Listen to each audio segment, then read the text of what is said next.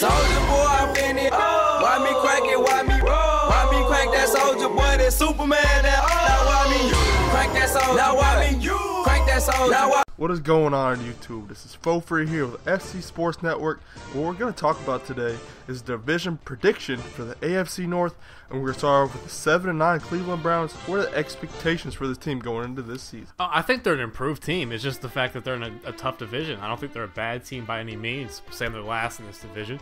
But there's some tough teams out there. Their quarterback position is up in the air. Who knows what's going to go on with that? Johnny Manziel is a total wild card at this point in time. He could come back and be pretty successful, or he can just be a bust. You can't. It's not really fair to judge him on last year. Yeah, he did not look good at all, but hopefully this offseason he put some work in. I like their NFL draft. Danny Shelton addressed the team need right off the bat. He's going to stop the run. He plugs those holes. I was a big fan of him. Very high value pick right there, and then a lot of other picks. Duke Johnson, that backfield is going to be loaded. Added him to the other guys with in that backfield. I'm a fan of what the Browns did. Yeah, just like you said, good pick in Danny Shelton. They gave up the first rush yards in the NFL, allowed 141 yards per game. You're not going to win too many games with that. With the Josh McCown, Johnny Manziel thing, I watched a lot of Josh McCown last year, and he did not look good. He even played for the Buccaneers for 3 or 4 games. I think the Browns are going to bench him, go to Johnny football, and he really didn't get a chance last year. Only played in 1 or 2 games before he got hurt. Got to give a kid a little more time than that. And they were 17th in rush yards last year with a loaded backfield on Isaiah Crowell, Terrence Lutz, and now they'll have Duke Johnson. We'll see how that works out.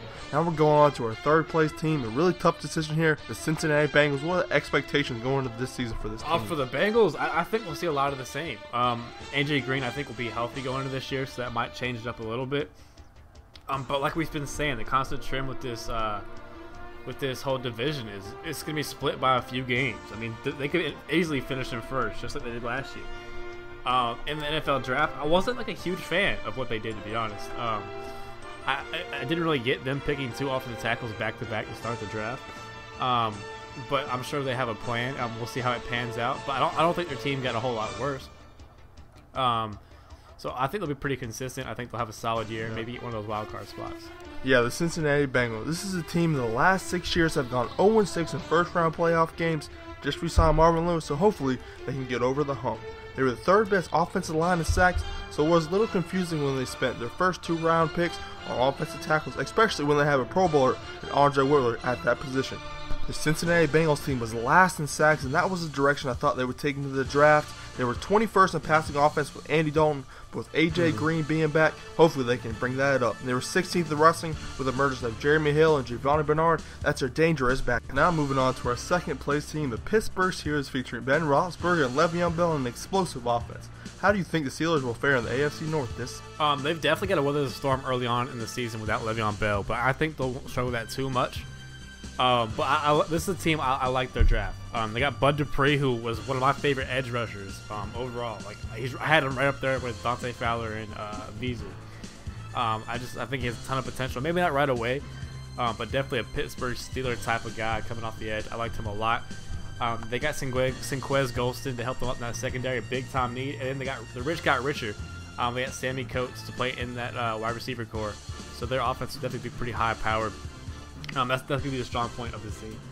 Yeah, with Le'Veon Bell being out the first 3 games, it's going to take out a chunk of their offense because he really does a lot for that football team. Maybe DeAngelo Williams can pick up the slack.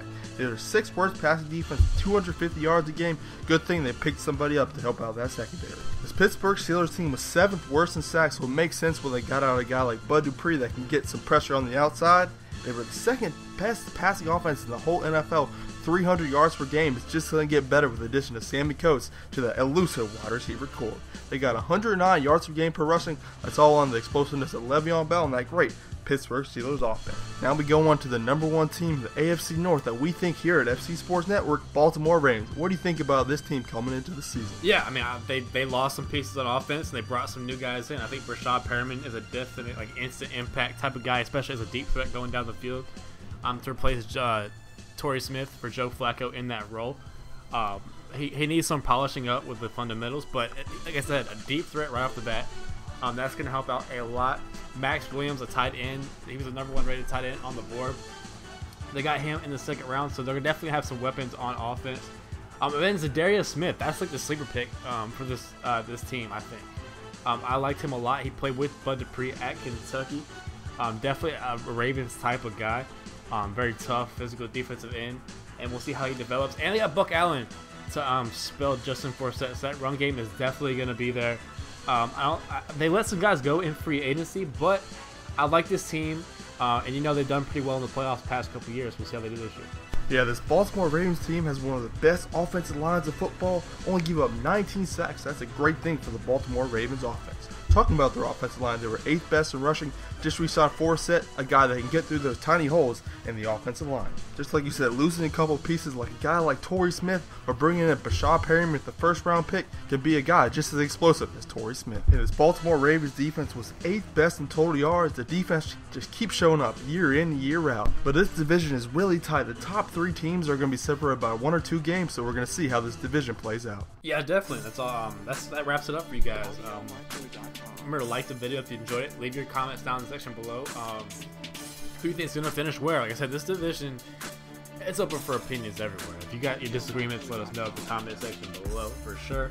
All our social media links, if you want to hook up with us on there, are in the description.